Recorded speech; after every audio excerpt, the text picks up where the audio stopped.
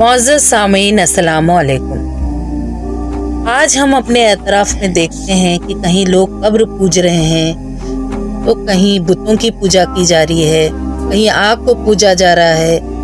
یعنی جو مخلوق اللہ نے پیدا کی ہے تو اللہ کو چھوڑ کے جب مخلوق کو لوگ پوج رہے ہیں تو اس شرک کی شروعات کس طرح ہوئی اور کب سے شروعات ہوئی اس شرک کی؟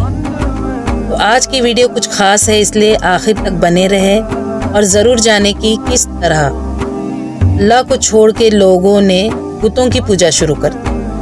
اللہ تعالیٰ نے نوح علیہ السلام کو ان کی قوم کی طرف رسول بنا کر بھیجا اور حکم دیا کہ عذاب آنے سے پہلے اپنی قوم کو آگاہ کر دو کہ اگر انہوں نے توبہ کر لی اور اللہ کی عبادت کی تو عذاب ان سے ٹال دیا جائے گا۔ نوح علیہ السلام نے ایسا ہی کیا، اپنی قوم کو ہوشیار کیا، آگاہ کیا اور صاف صاف کہہ دیا کہ اللہ کے عذاب سے ڈرو۔ جس چیز کو اللہ نے حرام کر دیا اسے حرام جانو، گناہ کے کاموں سے الگ تھلگ رہو، میری اطاعت کرو۔ اللہ تمہاری توبہ کی وجہ سے تمہارے گناہوں کو معاف کر دے گا اور جو عذاب کے آثار نظر آ رہے ہیں وہ تم سے ٹال دے گا۔ روایتوں میں آتا ہے کہ انہوں نے 950 برس تک اپنی قوم کو اللہ کی توحید کی طرف بلایا۔ سوچئے یہ کوئی کم وقفہ نہیں تھا، ایک کم وقت نہیں تھا، 950 برس کوئی نبی اپنی امت کو اللہ کی توحید کی طرف بلایا اور ان کی امت نے پھر ان کا ماننے سے انکار کر دیا، ان کی بات کو سمجھنے سے انکار کر دیا۔ یہاں تک کہ نوح علیہ السلام ہر مجمع میں گئے، ہر محفل میں گئے، ایک ایک کو پکڑ کر سمجھایا تو بھی انہوں نے استغفار نہیں کیا۔ انہوں نے کہا ہم اپنے بتوں کی پوجا کریں گے اور جو تم شریعت لے کے آئے ہیں ہم اس کو نہیں مانیں گے۔ تو نوح علیہ السلام نے کہا کہ تم باز آ جاؤ اپنے گناہ سے، کیونکہ اللہ کی نافرمانی کی وجہ سے ہی رزق کو تنگ کر دیا جاتا ہے۔ تم توبہ کر لو تاکہ اللہ جس طرح بارش برساتا ہے اسی طرح خیر و برکت برسائے۔ لیکن وہ باز نہیں ہے، انہوں نے بتوں کی پوجا جو کر رہے تھے وہ برابر کی، شرک کرتے رہے۔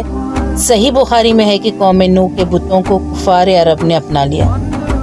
قبیلہ کلب جو تھے وہ ودہ کو پوجا کرتے تھے، عزیل قبیلہ سوا کی عبادت کیا کرتے تھے، بنو عزیب جو رہنے والے تھے شہر سبا کے پاس وہ یغوث کی پوجا کیا کرتے تھے، ہمدان قبیلہ جو تھا وہ یعوق کی پوجا کیا کرتا تھا، آل ذی کلا قبیلہ حمیر نصر بت کی پوجا کرتے تھے۔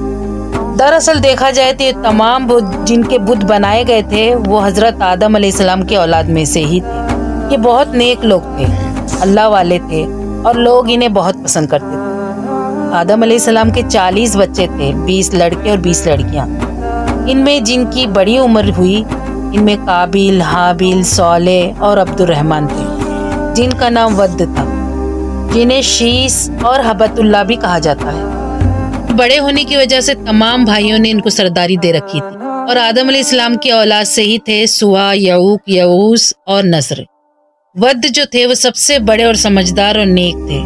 روایتوں میں آتا ہے آدم علیہ السلام کے بعد لوگ ان کو دیکھ کر ان کے نقش قدم پر چلتے تھے۔ سب سے پہلے بت پرستی اسی طرح شروع ہوئی جب ایک دیندار مسلمان جن کو لوگ بہت چاہتے تھے ان کا انتقال ہو گیا۔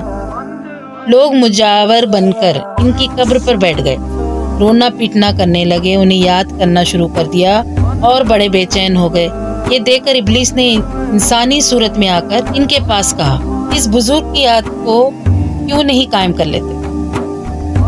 تم اس طرح کا معاملہ کیوں نہیں کر لیتے کہ یہ بزرگ ہر وقت تمہارے ساتھ رہے، تمہارے سامنے رہے اور تم انہیں بھولو بھی نہ؟ سبھی نے اس کی رائے کو بہت پسند کیا۔ اب ابلیس نے اس بزرگ کی تصویر بنا کر ان کے پاس کھڑا کر دیا، جسے دیکھ کر لوگ انہیں یاد کرتے، ان کی عبادت کے تذکرے کرتے اور اپنی عبادت کرتے۔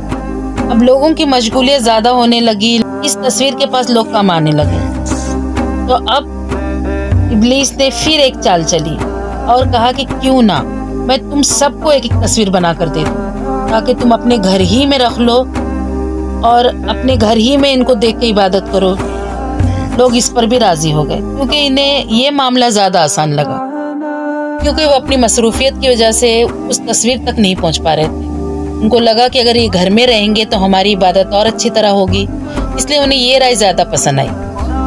یہاں یہ بات جان لینا چاہیے کہ اس وقت تک یہ تصویریں صرف جو تصویر تھی یا جو بت تھا وہ صرف بطور یادگار تھا.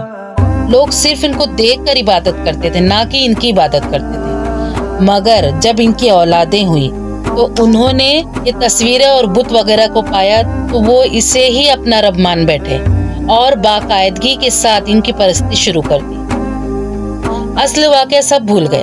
انہوں نے سمجھا کہ یہی ہمارا رب ہے، اسی کو ہمارے باپ دادا پوجا کرتے تھے. سب سے پہلا بت جس کی عبادت شروع کی گئی دنیا میں اس کا نام ود تھا، جس کا ذکر سورہ نوح آیت نمبر 23 میں ہوا.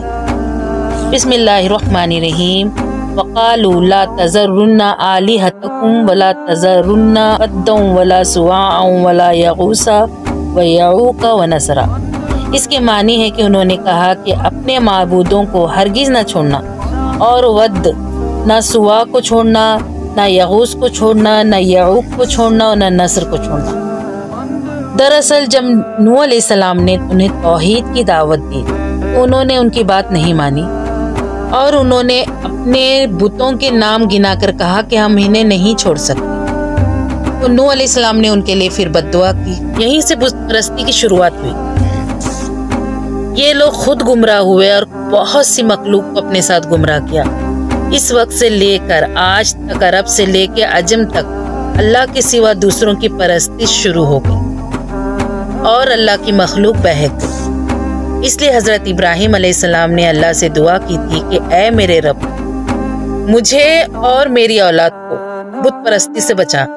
اور پھر نوح علیہ السلام نے بھی ان کے لیے بد دعا کی اور حضرت موسیٰ علیہ السلام نے بھی فرعون اور فرعونیوں کے لیے بد دعا کی کہ اے پروردگار، ان کے مال کو تباہ کر دے اور ان کے دل سخت کر دے. ایمان لانا انہیں نصیب نہ کرنا جب تک یہ دردناک عذاب نہ دیکھ لے. اسی طرح جب نوح علیہ السلام نے بد دعا کی اور اللہ سے دعا کی تو اللہ تعالیٰ نے ان کی دعا قبول کر لی اور قوم نوح غرق ہو گئی. یہاں تک کہ ان کا بیٹا بھی سیلاب میں غرق ہو گیا کیونکہ وہ فاسدوں میں سے تھا. نوح علیہ السلام کو اللہ نے کشتی بنانے کا حکم دیا جس میں تمام مخلوق کے جوڑے اللہ کے حکم سے لے لیے گئے اور تمام کافر و مشرک سیلاب میں غرق ہو گئے سوائے چند دیندار لوگوں کے، کیونکہ نوح علیہ السلام کو معلوم تھا کہ اگر کوئی بھی ان میں سے بچے گا وہ دوسروں کی گمراہی کا باعث بنے گا. اس لیے بد دعا کی کہ ان کی نسل کو ختم کر دے اللہ تعالیٰ، ان کو برباد کر دے، کیونکہ اگر ان کی نسل پھیلے گی تو وہ ان جیسی ہی بدکار ہوگی. اور پھر ساتھ ہی اپنے لیے بخشش طلب کرتے ہوئے عرض کرتے ہیں کہ اے میرے رب، مجھے بخش اور میرے والدین کو بخش دے، اور اس کے بعد اس شخص کو بھی جو میرے گھر میں آ جائے. گھر سے مراد مسجد لیا گیا ہے، یعنی جو بھی ایمان والے ہیں ان تمام کو بخش دے. یہی دعا کا سنت طریقہ ہے جس طرح حضرت نوح علیہ السلام نے دعا کی، پہلے اپنے لیے، پھر اپنے ماں باپ کے لیے، پھر امت مسلمہ کے لیے. وآخر دعوانا الحمدللہ رب العالمین. السلام علیکم.